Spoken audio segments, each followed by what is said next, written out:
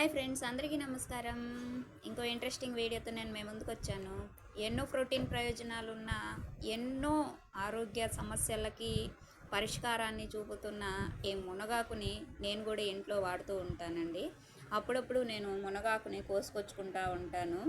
ఇలా ఇంటికి నేను ఇలా కొమ్మలు కొమ్మలుగా చెట్టు కనిపిస్తే లేత కొమ్మలన్నీ ఇలా కోసుకొచ్చుకుంటాను.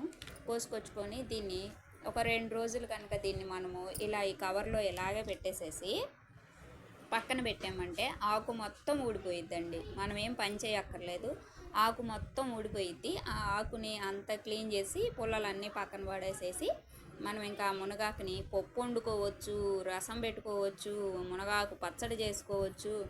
ఇంకా తెలుసు కదండి, కారాలు కొట్టుకుంటున్నారు. మునగాకు కరివేపాకు కారం కూడా బాగా కొట్టుకుంటారు. ఇదిగోండి కరివేపాకు కూడా తెచ్చుకున్నాను. ఈ మునగాకు కరివేపాకు కారం కూడా చేసుకుందాం అనుకుంటున్నాను.